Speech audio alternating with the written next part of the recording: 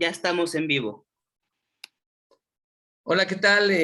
Pues gracias por estar aquí. Estamos en Performancear o Morir, charlas de escucha radical, y pues estoy muy contento y agradecido con Eli Neira que nos acompaña el día de hoy. Pues gracias, Eli, por estar en este espacio, ahora sí que en tu casa, ¿no? Transmitiendo desde, y pues un gran abrazo y agradecimiento por estar en charlas de escucha radical. Y pues artista de performance, poeta, activista, ¿verdad? Y pues te cedería la palabra, Eli, para que pues tú hicieras esta presentación, autopresentación desde donde tú gustes, ¿vale? Bienvenida, Eli, Bueno, y agradecido por tu presencia. hola Gustavo, muchas gracias. Gracias a Performancear o Morir también, que ahora se ha transformado en un programa de televisión por Zoom. Me encantan las transformaciones que ha ido teniendo. Yo en realidad estoy en una casa temporal, estoy en Bogotá, más cerca ahora de allá del corazón de América, y contenta también con las transformaciones que han ido como ocurriendo, a pesar de que han sido un poco traumáticas, ¿no? Con el encierro primero, los estallidos después, o los estallidos primero, los encierros después, ha sido todo muy revuelto estos últimos 2 años, pero a pesar de eso estamos acá, pues seguimos trabajando y seguimos creando. ¿Cómo me presento? En verdad, lo que dijiste me acomoda, me identifica. La verdad es que las nominaciones siempre vienen como de terceros, uno hace lo que hace nomás, ¿no? O sea, de todas maneras, si yo tuviera que alguna manera que definirme, yo siento que tal vez la poesía es como mi eje, ¿no? Es como el arte el arte madre o la matriz de la cual surgen los otros gestos hacia el performance, hacia el activismo, incluso hacia el periodismo, que pues, igual es mi formación profesional. Yo soy periodista de profesión y trabajé un tiempo en eso, pero soy performancera de formación. Entonces, y la palabra, bueno, yo creo que la palabra a mí me define bastante bien, entonces que a lo mejor desde ahí podría intentar una definición, aunque no me gustan las definiciones porque instalan siempre como una cosa fija, y yo siento que lo que nos caracteriza es el cambio, no las identidades fijas, sobre todo a los que trabajamos en esta cosa tan rara que es el performance, ¿no? Sí, totalmente de acuerdo. Esta cuestión de transformación, y más en estos tiempos, creo que y si no estamos abiertos también se vuelve como algo pues denso, ¿no? O sea, estar como anquilosados y fijados como en un solo punto, ¿no? Y me gustaría iniciar, Eli, si te parece, este momento, ¿no? En cuando tú decides ponerle cuerpo a la palabra, ¿no? Esta cuestión justamente de inicio, ¿no? En la cual eh, eh, empiezas a escribir, a hacer poesía, y en qué momento consideras que hace falta, bueno, así lo leo en algunos comentarios que has hecho, pero tú dime si sentiste algo, ¿no? Que de alguna u otra manera poner el cuerpo era necesario atrás de esos actos poéticos, de esas acciones. ¿Cómo fue este proceso para ti, Eli? Bueno, fue bastante natural en verdad, porque todo parte de una crisis, como siempre, una crisis bien profunda en mi vida a los 30 años, cuando yo me doy cuenta de que no quería seguir trabajando como periodista. Entonces, bueno, hice todo lo posible para que me echaran de los lugares donde yo trabajaba, y me echaron, consecuentemente. Y tomé un taller de poesía con un poeta que se llama Gonzalo Millán, que yo creo que es uno de mis maestros, con respecto a la transdisciplina también. Gonzalo Millán es un poeta chileno que experimentó el performance, experimentó el arte postal y desplazamientos de la palabra en el exilio. En los años 80 trabajó con Eugenio Dittborn, y yo creo que es uno de los grandes poetas vanguardistas de ese periodo. Y Gonzalo Millán a mí me dio la posibilidad de explorar mi voz de una manera que hasta ese momento yo era inaudito, esa manera, ¿no? Entonces, dentro de esa exploración surge esta voz abyecta. De hecho así se llama mi primer libro, se llama Abyecta, es un nombre bastante pesado, ¿no? Y porque justamente lo que ocurre ahí era de que sale como un fantasma, una voz que yo tenía dentro de una mujer abyecta, justamente, ninfómana, amoral, no inmoral, amoral, que de alguna manera era también todos los años de dictadura que nosotros teníamos atragantados, ¿no? Era como vomitar esa dictadura para afuera. Entonces era una liberación, por un lado, pero era súper fuerte, porque yo tenía que decir cosas como, no sé, esta noche tengo la concha hirviendo y podría freír un huevo en ella y bla, bla, bla, bla, bla. Y entonces Gonzalo Millán me dice, bueno, pero esa es tu voz y es única, porque todo lo demás que tú escribes correctamente, porque el haber trabajado en prensa escrita a mí me dio la posibilidad de usar el lenguaje de una manera correcta, formalmente correcta. Por lo tanto, yo podía imitar otras voces de otros poetas, que es algo que uno suele hacer cuando está empezando a hacer algo, imita, que está bien, es parte del aprendizaje. Pero este volcán en erupción que de repente apareció con esta mujer abyecta, post-porno, post-dictadura, post-todo, digamos, que se pasaba por la raja todo, me daba mucha vergüenza porque también era un personaje indefendible socialmente.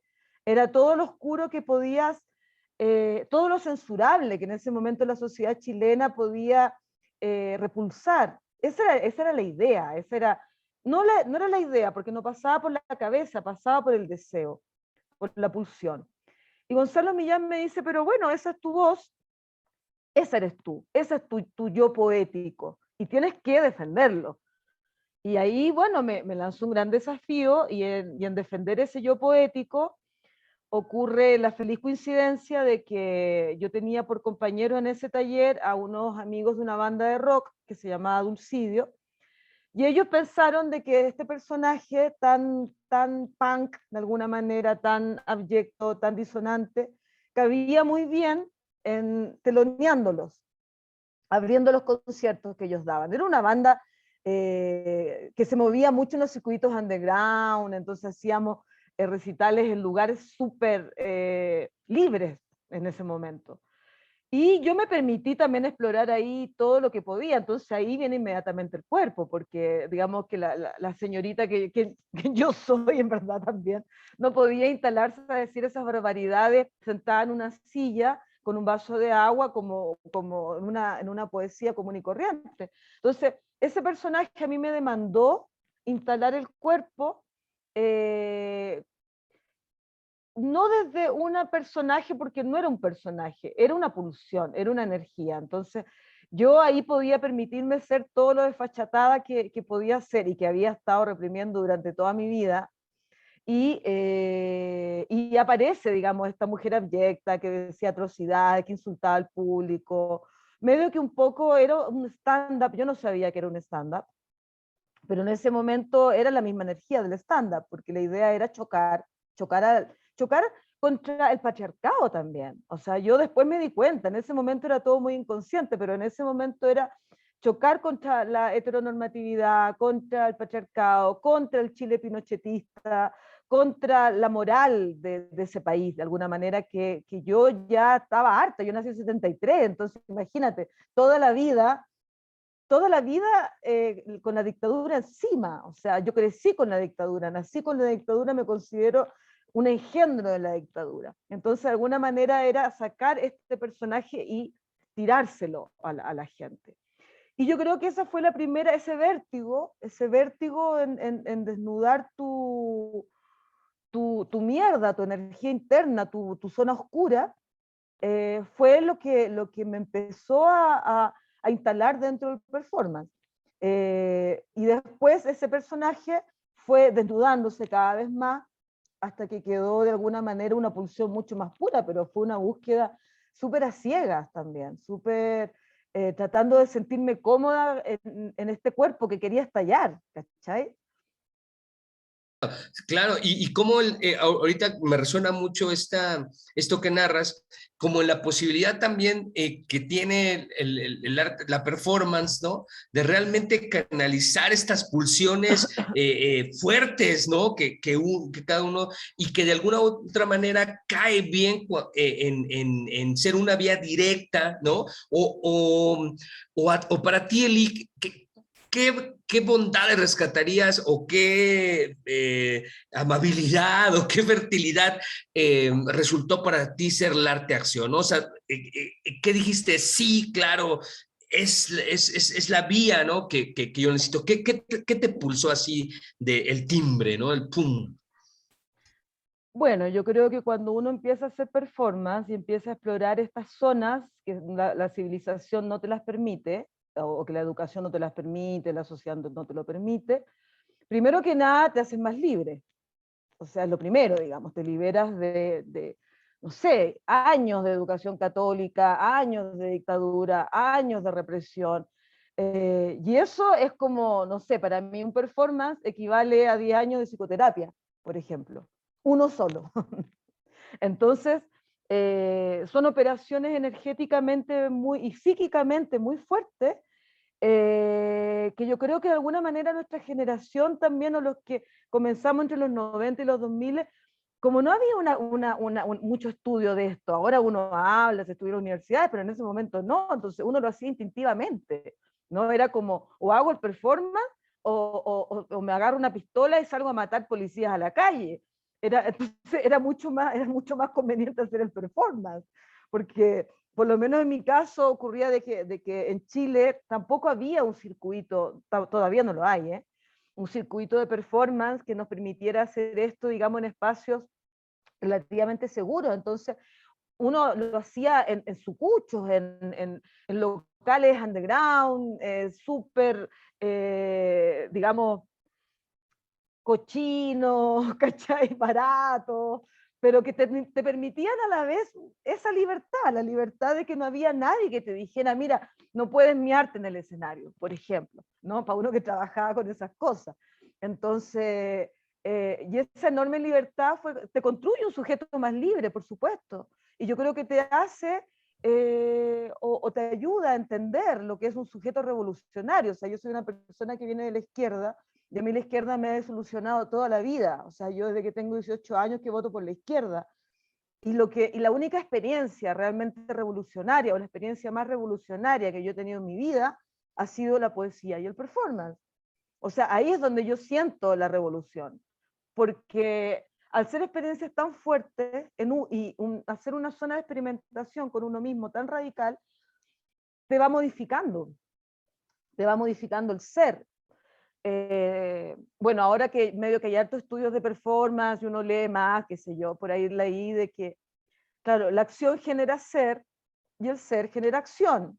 Entonces es como una dinámica propia de la acción, digamos. O sea, el que genera acción es la posibilidad del ser. Sin ser no hay acción. ¿Cachai? Entonces yo creo que sí es un camino existencial. Tampoco soy tan fanática como para decirte, no sé, pues una religión, ¿cachai? Pero bueno, es el camino que nos tocó a nosotros como lenguaje, como exploración, y también yo creo que en mi caso, yo esto lo he pensado mucho, tiene harto que ver con la época. Yo no sé si yo hubiera nacido en otro país y en otra época, si yo me dedicaría a hacer performance, a lo mejor me dedicaría a la moda, es algo más tranquilo, te da más dinero, te expone mucho menos, no te echan de los trabajos, no quedas como la loca de patio, ¿cachai? Pero bueno, me tocó lo que me tocó y yo respondí de la manera que respondí, y en esa respuesta el performance fue crucial para mí, fue el lenguaje que me permitió sacarme la dictadura de encima, todo lo que pude. Claro, me gustaría ligar con una imagen, Eli, y de esta acción tuya, ¿no? Yo recuerdo mucho, bueno, a mí en persona me gustan mucho las máscaras de luchadores ¿no? Y luchadoras, ¿no? Tengo afición por la lucha libre mexicana y recuerdo esta acción tuya con la máscara negra, el rayo de Jalisco defecando sobre, dime si estoy mal o no, sobre la Constitución chilena, ¿no? Si recuerdo. Y me gustaría ligar esa acción y saber si tiene que ver o no, también con esta relación antes o después, no lo sé en cronología, que tiene que ver con este trabajo que tú mismo mencionabas del posporno, ¿no? Y también tu relación con Hija de Perra, ¿no? Como esas tres variantes que no sé cronológicamente cómo estarán amalgamadas, pero te lo agradecería. Bueno, mira, la máscara me la regalaron en México la primera vez que yo comencé a viajar con la poesía, porque después de este libro ocurrió que se abrieron caminos, porque eso ocurre cuando uno instala una voz, digamos, desde un lugar muy genuino, cuando uno instala una voz desde el ser, se abren caminos. Entonces, bueno, yo empecé a viajar y estuve en un festival en México donde alguien me regaló esa máscara y todo esto mucho antes de que los movimientos sociales instalaran esta idea de la mascarada como el único, como un lugar también revolucionario, ¿no? Porque ahora es casi imposible salir sin máscara si vas a una protesta, pero en ese momento no era así. A mí me pareció fascinante la máscara.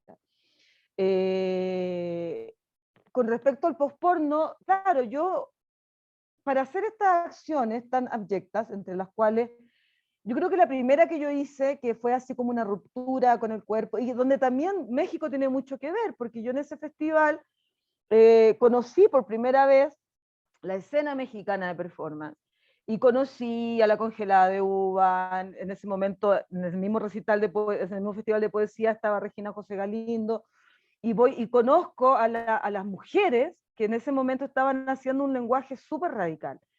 Y yo quedé loca, o sea, yo dije, wow, esto es lo que yo quiero hacer, pues este es el camino que yo quiero andar. Y si ellas lo han andado y siguen vivas, bueno, entonces quiere decir que es posible, ¿cachai? Y de alguna manera fue como una escuela también para mí, esa primera situación.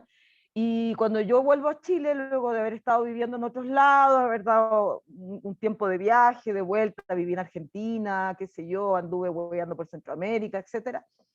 Ya con esta máscara, yo regresé con una rabia súper grande. Entonces, a mí se me cruza en el cuerpo y en la cabeza estos dos lenguajes, entre el post-porno y el tema más político. Entonces, lo primero que me nace hacer fue meterme la bandera chilena por la vagina y luego sacármela en público.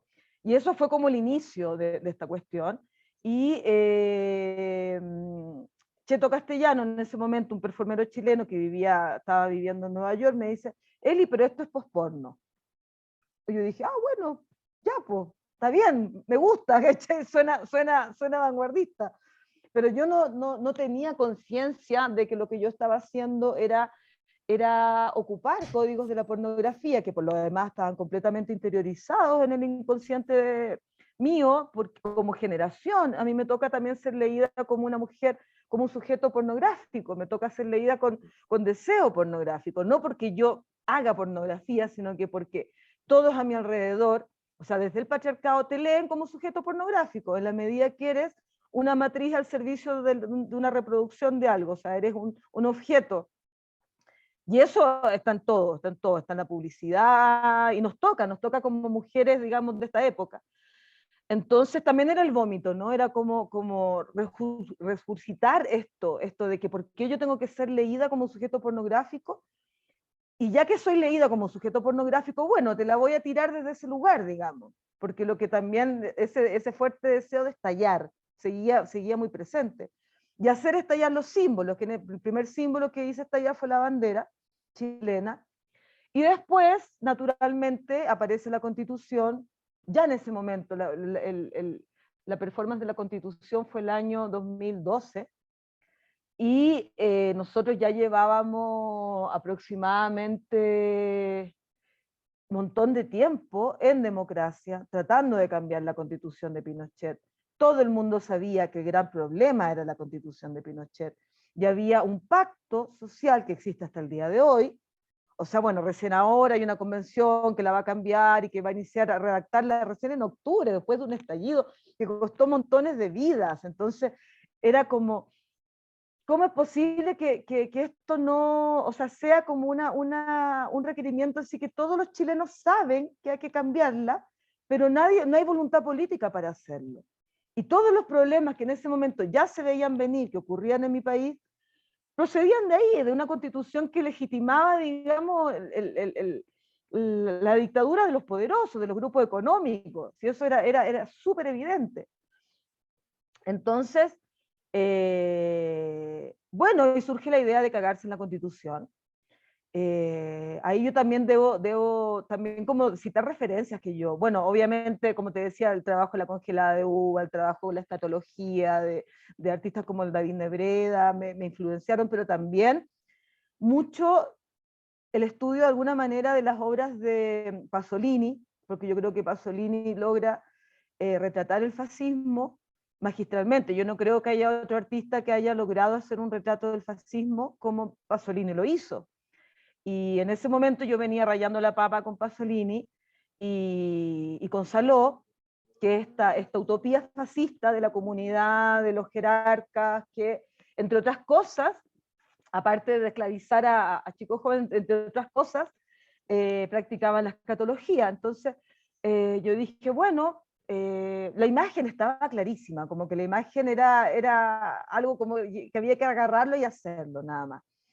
Y, y lo hice en un momento de mucha libertad. Yo creo que en ese momento no teníamos conciencia de lo libre que éramos. También en un momento del performance en Chile donde había mucha experimentación.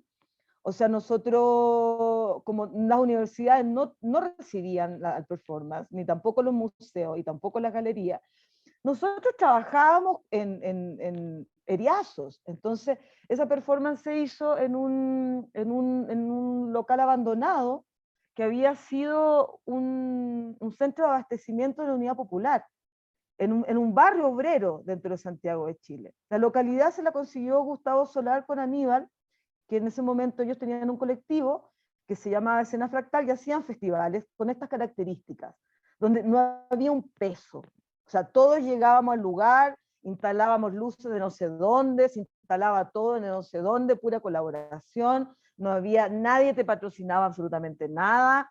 Iban todos, era muy bonito porque de verdad iban todos. Yo recuerdo que en ese festival en el que yo me cagué sobre la Constitución, estaban todos la escena chilena, todas, Sarjo, los que estaban peleados, el este con este otro, los innombrables, todos estaban, ¿cachai? Entonces, yo por eso te digo, yo recuerdo que, yo no sé si ahora sea posible hacerlo, ¿cachai? O por lo menos yo ahora no lo haría, ahora yo también estoy en otra, ¿cachai? Ahora como que también siento que a partir del estallido y todo lo que ocurrió, aparecieron nuevas generaciones también haciendo otras cosas y está perfecto porque así tiene que ser. Y yo en este momento, si bien puedo como teorizar mucho y sentir muy parte de mí ese performance, siento que en este momento me interesan otras cosas, ¿cachai? Ahí, Eli, ahorita que mencionabas a Rocío, recuerdo que de repente Rocío hacía esta referencia, que en muchas de sus acciones ella preguntaba, o era un ejercicio, si no me recuerdo, en algún taller, de si es performance o es show, ¿no? Y lo pongo aquí porque esta cuestión de la espectacularización muchas veces realmente depende de esta lectura que se da desde estos sistemas hegemónicos, ¿no? De, es que necesita ser vista o visto, ¿no? De que, es que necesita exhibirse, ¿no? Como estas decodificaciones heteropatriarcales que de alguna u otra manera están ahí muy presentes, ¿no? Y que muchas veces se juzga o se prejuicia estas acciones tan abyectas, sí, pero tan contundentes, ¿no? Y ligado con eso, ¿cómo es este sentir tuyo, Eli, como performer, en el cual diferencias estos dos momentos, ¿no? Porque creo que tanto tú como la congelada saben ese límite que es bien al ras, ¿no? Que es bien al ras, pero que lo sabe, ¿no? ¿Tú cómo lo palpas, ¿no? Bueno, con respecto al show, o sea, todos hacemos show, pues cariño, o sea, la policía hace show, el gobierno hace show, todos hacen show, porque Cresta yo no voy a Claro, hacer un show, o sea, ¿por qué a mí me van a negar a hacer show si lo que yo hago es parte del arte escénica? O sea, el claro. performance es una arte escénica, ¿cachai? Entonces, como, weón, el que se sube a la micro a cantar también hace un show, porque yo no lo voy a hacer, ¿cachai? O sea, es como, bueno, y sí es una crítica patriarcal, o sea, a mí, yo creo que también dentro de las críticas que uno aprende a ponerse el traje de foca, y es un poco también, yo siento que lo aprendí del contacto y los diálogos con la congelada, o sea, cuando tú haces ese tipo de cosas, vas a recibir de todo, o sea, mierda, amenaza, bala, o sea, amenaza es lo menos, digamos, que vas a recibir. Y uno entiende que está en una zona roja de la lucha, de alguna manera, es una lucha de los símbolos, no es una lucha con la metralleta ahí en la primera línea, ¿cachai? Es una lucha dentro del imaginario, pero igual te llega mierda, igual te llegan balas, igual te llega todo lo que te van a tirar, porque es imposible pasar piola, ¿cachai? Eh, yo creo que el límite, un poco que te lo da la madurez, también le da, porque tú no puedes quedarte haciendo lo mismo eternamente, y entender también de que si uno es honesta con su cuerpo y honesta con su energía, una vez de que el volcán ya erupcionó, viene un periodo de calma, y es natural que así sea. Y ese periodo de calma tú lo puedes aprovechar para madurar la experiencia, para sistematizarla, para escribir acerca de ella, porque es como sobrevivir una guerra también. Entonces yo creo que, y esa es la delgada línea, ahora también es una opción. Yo creo que hay gente que simplemente no quiere parar y me parece súper válido y todo bien. A mí me pasó de que yo sí quise parar un rato y coincidió con el hecho de que yo me fui a Santiago, me fui a Valparaíso y traté de instalar un lugar de residencia y de escuela que funcionó un tiempo. Con la pandemia y el estallido dejó de funcionar y bueno, yo me vine ahora a Bogotá a estudiar la maestría porque en este momento de mi vida me interesa la docencia, ¿cachai? Me interesa enseñar estos caminos. Eh, pero sí, pues una delgada línea, efectivamente. Claro, Eli, antes de pasar a estas acciones comunitarias como la olla, como la acción que tienes de Utopía, como Casa Acción, me gustaría para terminar justamente, a mí me parece muy importante esta cuestión de cómo realmente, si se quiere haber visto así por el crítico, ¿no? La obra, la pieza, la acción, o sea, realmente corresponde a un momento de vida, ¿no? En el cual uno mañana está en otro, pasado está en otro, y es no casarse con eso simplemente porque estamos en diferentes procesos, ¿no? Como lo estás narrando. Pero para cerrar ese autoestallido, ¿no? O esa necesidad que tenías, me gustaría esta relación que tienes con Hija de Perra y cómo potencia también en ese momento, ¿no? De vida, tu accionar. Claro, mira, en realidad nuestro vínculo fue súper natural también, o sea, las dos pertenecíamos a lo que en ese momento era el underground en Chile, estoy hablando de finales de los 90, principios de los 2000, por lo tanto compartíamos escenarios en los locales más cutres de Santiago, los locales clandestinos, donde se hacían las fiestas más hardcore, ¿no? De Santiago. Y cuando yo veo a la Hija de Perra con su cabeza de chancho ahí, que se la pasaba por la vagina, y todo el humor, básicamente, yo creo que con la perra compartíamos también el hecho de, de ser populares, ¿no? Yo creo que en América Latina el arte popular tiene humor, po. O sea, incluso lo más grave lo puede tirar con un humor bien descarnado. Y entonces de coincidir, obviamente nosotros empezamos a compartir la poesía, empezamos a compartir los shows también. Yo en ese momento hacía también como eventos, hubo una época que yo me dediqué como a armar escenarios también para nuestra escena, porque no había donde mostrar las cosas. Entonces yo hacía fiestas y la invitaba, y así se forjó una amistad. Y no solamente era la perra, bueno, sí, la perra era como una figura muy, muy importante, muy fulgurante de esa escena post-porno chilena. Pero había varias, habíamos varios alrededor, o sea, estaba la Irina, estaba Felipín, estaba el cabaret que se llamaba Chiquitibum, estaba yo, y en provincia también había gente que ya estaba también como trabajando de alguna manera. Un amigo una vez nos decía, ustedes tienen la estética de toda la carne a la parrilla, esa era como nuestra estética, ¿cachai? Así nos definía, como toda la carne a la parrilla. O sea, nada que ocultar, nada que dejar a la imaginación. Y como te decía, yo creo que correspondió un momento súper, casi como un pequeño destape que hubo en Chile después de la dictadura, donde nosotras efectivamente creímos que éramos libres de poner estas pulsiones sobre el escenario y que eso no significa, estaba bien, ¿cachai? Y estuvo bien. Lo que pasa es que igual después todo lo que ocurrió medio que nos hizo, no sé si retroceder, pero bueno, la perra se murió, yo me cambié de ciudad, la escena se desarmó. Y fíjate que en un festival que se hizo de posporno en Río de Janeiro, donde no se han hecho muchos, ¿ah? Porque igual es un tema bastante denso. Y habían ahí varias chicas, estaba la Diana de España, porque bueno, hay varias escenas post-porno, está en México, está en España, hubo en Chile, también en Perú, y nos conocemos porque somos re poquitos los que seguimos hueveando.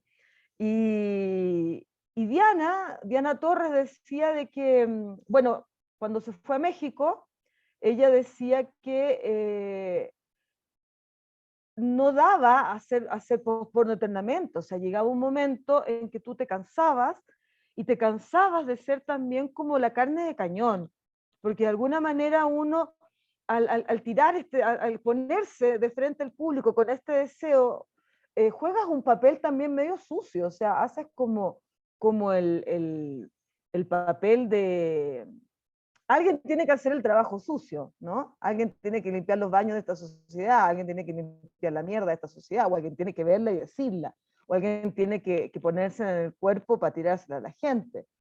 Y está bien hacerlo, pero no es algo que tú puedes hacer todo el tiempo, ni toda la vida. Entonces, para mí, por ejemplo, la muerte hija de perra, que fue una muerte muy cuática, o sea, larga, extensa, con un coma de 3 meses, eh, ya con un SIDA manifiesto y también con todo lo que eso provocó, porque en ese momento, digamos, habíamos algunos artistas que ya pensábamos que hablar del SIDA era importante, era político, ponerlo en el cuerpo, pero ella tenía la presión de que no podía ponerlo en el cuerpo, aunque igual lo hacía en sus clases de veneria, porque había una presión también familiar ahí fuerte. eh, entonces fue una ruptura bien fuerte. Yo, de hecho, el mismo año que la perra murió, yo me fui a Valparaíso y decidí que iba a cambiar el rumbo de mis performances, que ya para mí no tenía sentido eh, exponer mi sexualidad de la manera como hasta ese momento lo había hecho, lo cual no quiere decir de que yo me arrepienta de lo que hice, no me arrepiento absolutamente de nada, lo que sí que ese momento marca el cambio, porque yo digo, bueno, esto, yo ya hice lo que hice, me gané un lugar en la historia del performance underground chileno y latinoamericano, y ahora quiero otra vaina, ¿sabes? Ahora quiero algo que, que tal vez nos exponga menos. Y en esos, digo, y lo menciono porque creo que este proceso, ¿no? de vida misma, pues te va llevando por diferentes caminos y diferentes decisiones, de diferentes cuestionamientos y posicionamientos, ¿no? Y van pasando. Y me gustaría llegar, justamente ahorita que mencionas, Eli, cuando estás en Valparaíso, cuando está funcionando Casa Acción, cuando yo veo que en plena pandemia estás con las ollas comunitarias, cuando estás con este proyecto de utopía, ¿no? Es decir, porque a veces también el arte acción se piensa como en los museos, ¿no? Como en las galerías, como en estos statements del mainstream o de la onda festivalera, pero este trabajo, ¿no? De comunidad, de crear lazos, de crear vínculos, crear espacios afectivos, pues de por sí es toda una onda energética también, ¿no? Y de construcción y de hilado de experiencias, ¿no? No es algo de generación espontánea. Entonces, me gustaría esa parte justamente ahorita que lo mencionas, Eli. Bueno, cuando yo llego a Valparaíso, que es una ciudad bastante más pobre, salgo de la capital, de alguna manera me descentralizo y llego a un lugar donde la performatividad ya no podía ser la misma, yo ya no quería que fuera la misma, y donde buscando también el sentido, porque yo creo que uno está permanentemente buscando el sentido de lo que hace. Entonces, buscando el sentido, me di cuenta de que la acción comunitaria era lo único que a mí me iba a permitir generar un tejido ahí, un tejido de arte, un tejido que fuera transformador. Ahora bien, a esa altura de la vida, cuando yo ya me voy a Valparaíso, después de más de 10 años, 15 años ya de práctica del performance, yo ya había perdido toda esperanza de que en Chile el performance tuviera un lugar dentro del pequeño mainstream que existe ahí, que en realidad es un mainstream sumamente ridículo y pequeño y pobre y que no se abre, digamos, y que está en crisis también, como toda la sociedad chilena en este momento. Bueno, una crisis global, pero yo creo que a nosotros nos toca de una manera bien especial, porque la universidad, los museos y la cultura en general eh, nunca lograron salir del pinochetismo, en el sentido de que nunca lograron, esas élites que dominaban esos espacios, nunca lograron dar cabida a lo que la sociedad estaba gestando. Entonces, así como no me dieron cabida a mí, tampoco le dieron cabida a Hija de Perra y tampoco le dieron cabida a todas las obras que generó el estallido, por ejemplo. Y tal es el ejemplo así de que cuando llega el actual director del GAM, que es la institución pública más importante, digamos, que queda en pleno centro y que tenía todos los grafitis y todo lo que se había generado en el estallido, lo borran, lo pintan. Entonces tú decís, ¿de verdad está pasando esto en este momento? O sea, ¿cuál grande es la falta de visión que existe en la colonialidad de estas instituciones culturales, que ni siquiera se dan cuenta que están votando el único patrimonio que pudo haber generado el estallido? O sea, cuando yo llego a Colombia y empiezo a visitar museos y galerías, obviamente que estaba el estallido, que fue mucho después, completamente tematizado, porque generó símbolos, generó cultura, generó contracultura. Y nosotros todavía no lo hemos logrado hacer. Entonces, yo como te digo, cuando llego al paraíso ya no tenía ninguna esperanza. Tampoco nunca me interesó mucho, ¿eh? La verdad. Debo decirte de que en mi época de periodista, yo trabajé como crítica cultural y dentro de la crítica cultural yo cubrí dos áreas, artes visuales y literatura. Entonces yo conocí el medio dentro del, o sea, conocí el establishment, conocí este mainstream. Y nunca me interesó mucho porque siempre me di cuenta que ahí no había cabida para nada más. Yo no sé si porque Chile es un país tan aislado o la dictadura nos pegó muy fuerte, pero bueno, yo siempre me asumí en un margen. Ahora, ese margen fue cambiando. Y cuando llego a Valparaíso, que es una ciudad abandonadísima, completamente víctima de las políticas centralistas, neoliberales, una ciudad que ha sufrido el extractivismo de manera brutal, donde prácticamente no hay agua para tomar, agua para beber, ¿cachai? Donde hay zonas completamente secas. Yo me di cuenta que lo que tenía sentido ahí era el trabajo comunitario, nada más, y que si yo quería hacer trabajo comunitario, ya no podía instalarme desde ese lugar de choque con la gente como era todo el trabajo que yo había hecho, con mi sexualidad, con el posporno, ya tenía que ser otro el discurso. Y ahí, bueno, surge el tema de Casa Acción porque de todas maneras, obviamente que uno va como atrayendo a toda la gente que vibre igual que tú, entonces obviamente Casa Acción se fue llenando de disidencia sexual, de prostitutas, de todo tipo de disidencias, y fui trabajando con ellas. Entonces ahí fue bonito porque se armó un trabajo, hicieron conversatorio, donde se logró como poner voz y palabra a todos estos entes revolucionarios que andaban por ahí pululando, y que logramos reunirnos en Casa Acción, po. Y bueno, cuando viene el estallido y queda la escoba en todos lados, en ese momento la única manera que tú tenías porque inmediatamente después llega la pandemia, la única manera que tú podías circular libre por la calle era con un permiso de olla común. Y a mí la práctica de la olla común, yo la conocía porque Chile siempre se ha hecho, digamos, en las poblaciones, pero la conocía siempre vinculada a la izquierda, al sindicalismo, al movimiento obrero. No había hecho esta juntura entre disidencia sexual, underground y olla común. Entonces surge esta idea de la olla común con trabajadoras sexuales y travestis en Valparaíso, que nos permitió durante un año poder pasar, digamos, con cierta holgura el encierro y la represión, porque allá se dieron las dos cosas juntas, fue encierro y represión. Y estos espacios, ¿no? Yo creo que son espacios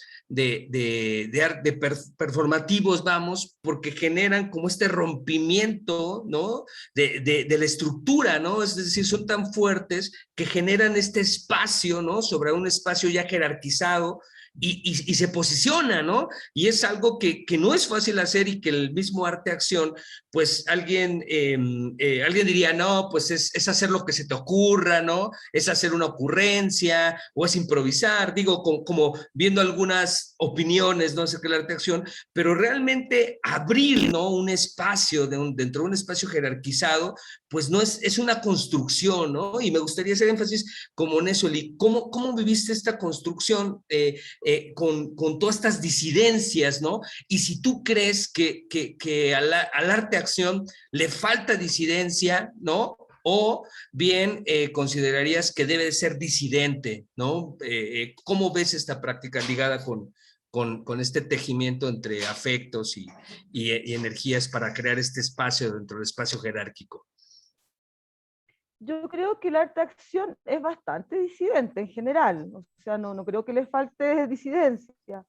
Lo que yo sí creo que le falta, y no solamente la arte-acción, yo creo que el arte en general, es como bajar a las bases, o sea, salirse un poco de los festivales, del aplauso entre nosotros mismos, y ir a las poblaciones a ver qué está ocurriendo, porque la performatividad yo la entiendo como la posibilidad de generar nuevas realidades también, generar nuevas conexiones, ¿no? Es como las neuronas, ¿no? Las neuronas del cerebro. Cuando tú enfrentas el cerebro humano a una situación completamente nueva, el cerebro crea las condiciones, crea las conexiones para resolver ese problema absolutamente nuevo o esa situación absolutamente nueva.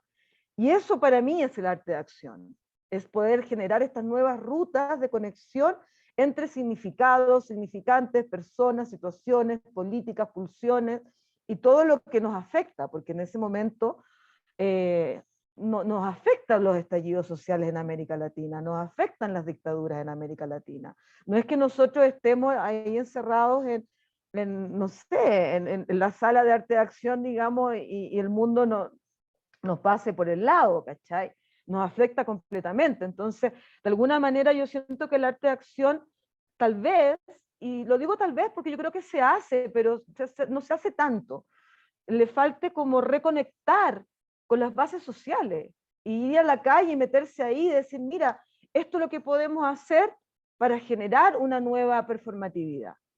Ahora, esta nueva performatividad, no te miento, que también obviamente tuvo que romper, yo tuve que romper y también me rompí un poco yo, un montón de prejuicios, porque también yo fui leída como una privilegiada, digamos. Porque lamentablemente esta división elitista entre la cultura de élite y los artistas y la base social existe y es dolorosa, es súper dolorosa, porque tú te acercas como parte de esa base social, porque lo somos, no somos ningunos ricos, somos los trabajadores más precarizados de la historia del mundo mundial, te acercas a la base social, pero ellos te leen desde un privilegio, porque tú viajas, porque tienes estudio universitario, porque, no sé, porque no te mueres de hambre, etcétera, ¿no? Y romper con eso yo creo que fue no sé si lo logré, pero fue un trabajo bien fuerte, y que también a mí me hizo aterrizar la utopía como un choque igual. O sea, como darme cuenta de que efectivamente esta idea del arte social, de alguna manera muy también pensando en Boyce, pero también pensando en Violeta Parra, también pensando en Paulo Freire, porque yo creo que nuestros antecedentes dentro de América Latina exceden el arte de acción, completamente. O sea, nosotros tenemos en América Latina performatividades sociales tan poderosas eh, que no las leemos como parte del arte, pero que sí generaron en su momento el teatro del oprimido, por ejemplo, generaron situaciones performáticas donde el arte llegó a transformar realidades de las personas que ni siquiera sabían que estaban haciendo arte, que tal vez eran analfabetos, campesinos analfabetos, pero los cuales lograron ocupar el lenguaje del arte y el performance, la representación, para ser más libres y para hacer su vida mejor. Y yo creo que ese es el gran papel que el arte en este momento para mí debería tener. O sea, si tú me lo preguntáis ahora, con todo lo que ha pasado, con todos los estallidos sociales, más la pandemia, más toda la mierda que nos ha ocurrido, yo creo que el arte debería ayudar a liberar a los pueblos y ayudar a liberar a las personas, más que otra cosa, ¿cachai?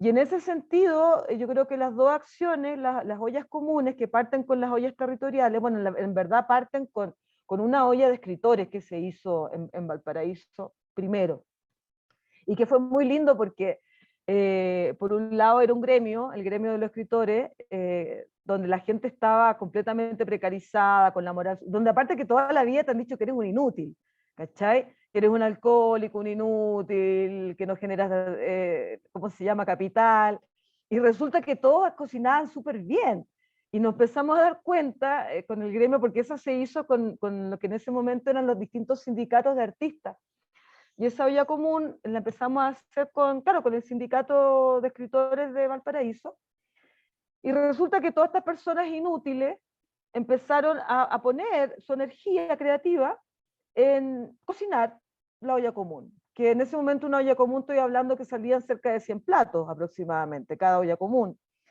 Si tú lo piensas bien, 100 platos es un restaurante mediano a grande.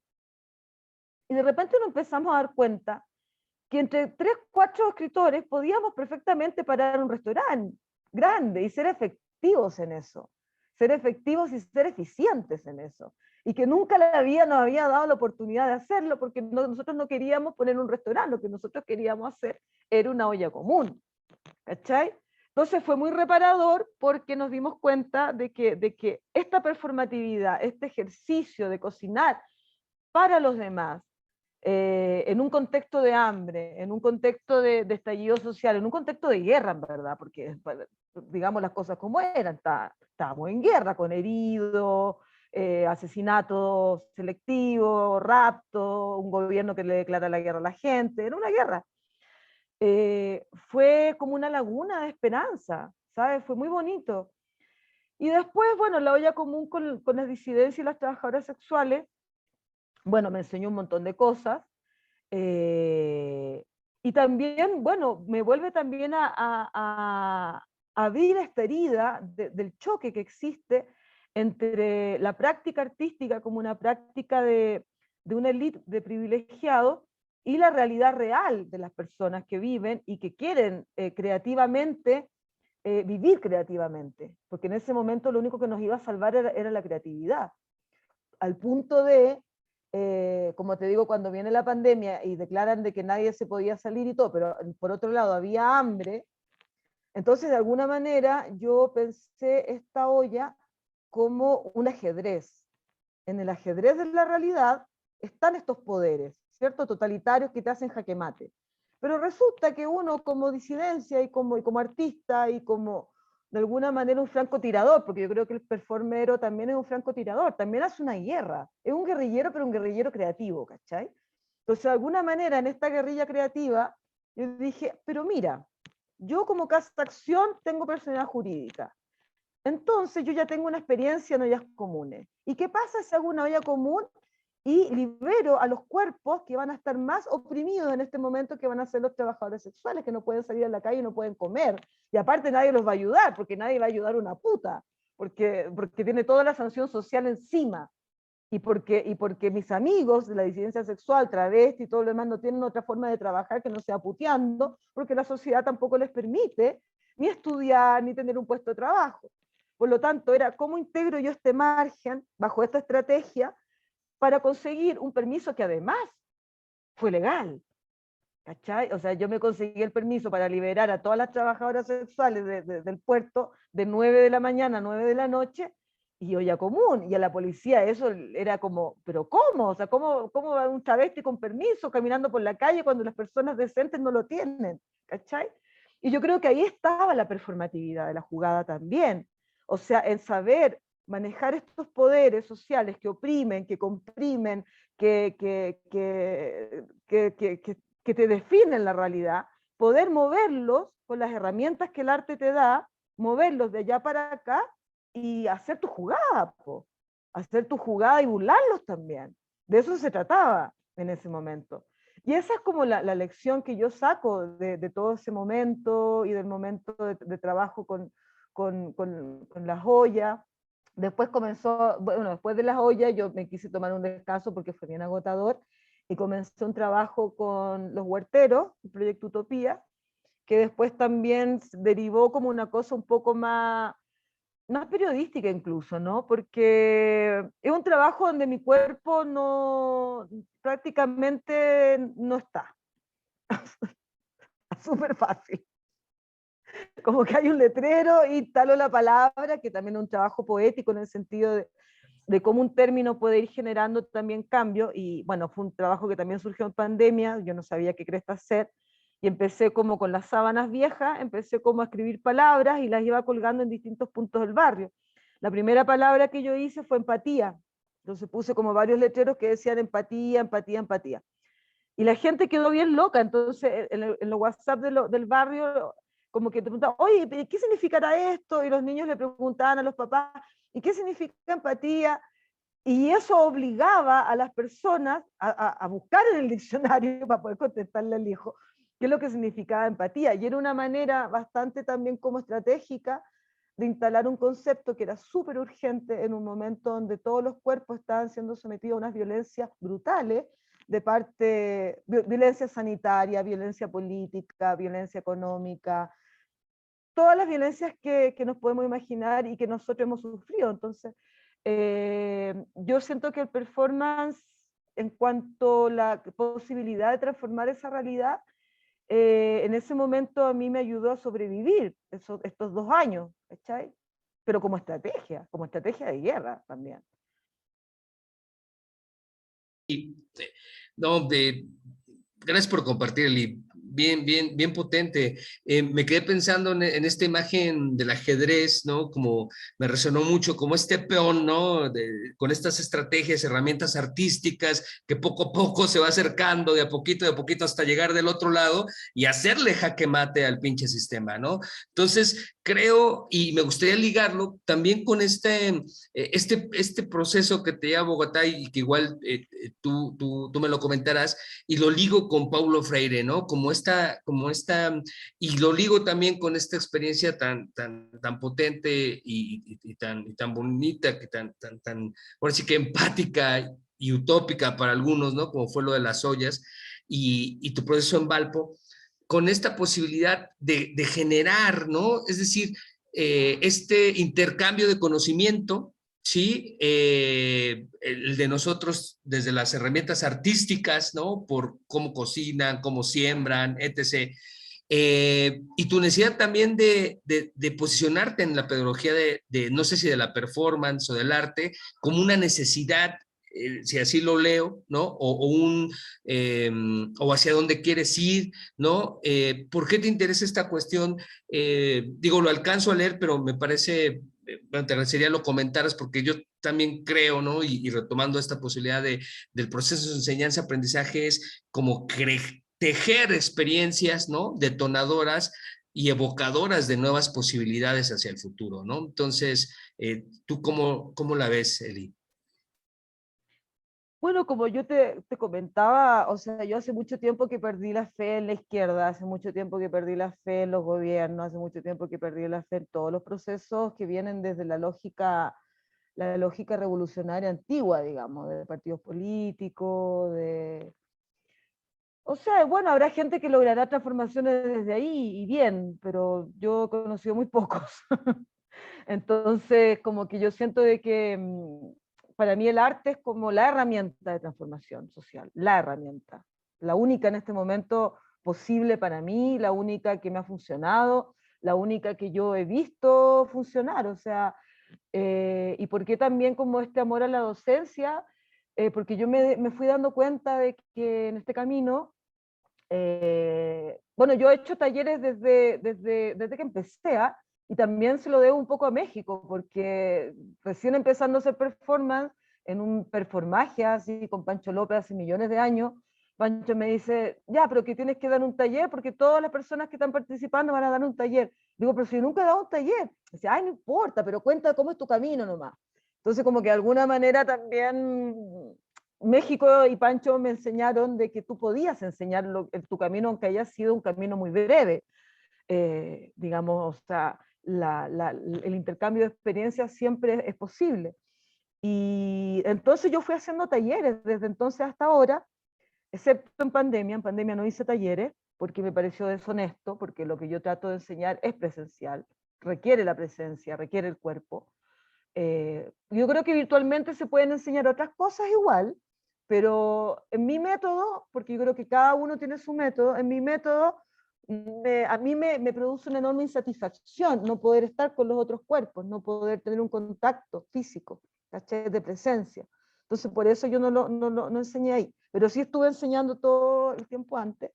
Y resulta de que yo he visto transformaciones también en la gente que toma los talleres de performance. Yo he visto transformaciones muy bacanes, muy buenas, como te comentaba, o sea, no es que sea uno, ¿cachai? El que hay, tienes como la fórmula mágica, sino que uno enseña ciertas posibilidades y las personas que caminan esas posibilidades le ocurren transformaciones que son inéditas, son equiparables, como te decía, a años de psicoterapia, años de psicoanálisis, décadas enteras, y de repente un performance, ¡pum!, te liberó de eso. Y listo. Y pasan cosas en el cuerpo, tú lo sabes, hay gente que somatiza, se enferma, o se super excita, no sé.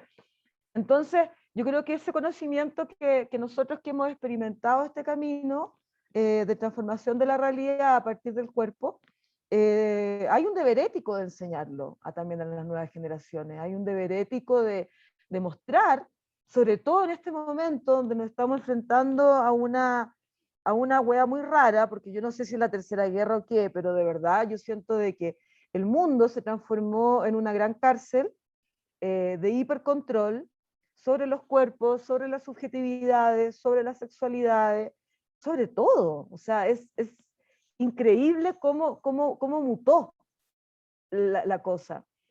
Por suerte en nuestros países latinoamericanos, como somos, la precariedad siempre va a ganar, entonces como que no se puede ejercer, o sea, esta utopía fascista del control total no es aplicable en nuestros países, porque la internet se cae, porque la policía es corrupta, porque siempre hay un problema que, siempre hay una grieta, siempre hay una grieta, siempre hay una fisura que permite a la vida liberarse. Y nosotros, como artistas de la acción, sabemos ver esa fisura. Y si no está esa fisura, nosotros la podemos provocar, porque sabemos que la acción provoca fisuras en este tejido totalitario de la realidad con el cual nos quieren someter. Entonces, hoy más que nunca, yo siento que las herramientas del arte de acción son indispensables y son súper necesarias para volver a humanizar una humanidad que está siendo completamente ahogada por los poderes fácticos. Y eso es global. O sea, yo creo que lo que nosotros podemos enseñar, lo podemos enseñar en nuestros países, en América Latina o en el mundo, porque por todos lados está esta guerra del hipercontrol contra la naturaleza real de la vida, que es flujo, que es opuesta al control. Entonces, de alguna manera, siento que tenemos que tratar de transmitir este conocimiento. Entonces, este programa, los festivales que organizamos cada uno en su espacio, los talleres, somos como esas hormiguitas que vamos por debajo, no como minándole el camino en este ajedrez medio perverso en el cual estamos rehenes porque no nos podemos salir. Eli, no, creo que esta posibilidad, ¿no? De compartir, ¿no? El conocimiento, creo que realmente hay espacios, ¿no? No precisamente o siempre artísticos, ¿no? Tal como tú lo hiciste en Valparaíso, que justamente yo comparto mucho esta idea de la grieta, ¿no? De la fisura, de punzar ahí, ¿no? De apretar y exprimir. Eli, vamos rumbo al final y me gusta hacer esta cuestión de performancear para ti, ¿no? Yo menciono siempre performancear o morir. Para ti, performancear y o cuántos o muchos, performancear y qué, o para ti, Eli. Yo te diría performancear y vivir. No o, y. Claro, claro, Eli. Y en este performancear y vivir, Eli, ¿tú cómo aprecias, digo, ahorita ya la develabas como esta necesidad, ¿no? O así lo leo, de compartir, ¿no? No solamente en el medio artístico, sino en la base, en la cotidianidad de estas herramientas artísticas, ¿no? ¿Tú cómo ves ahorita la posibilidad de hacer esto, ¿no? Lo estás pensando, lo estás planeando, lo tienes ahí como diríamos, un work in progress, ¿no? ¿Cómo está eso para ti, Eli?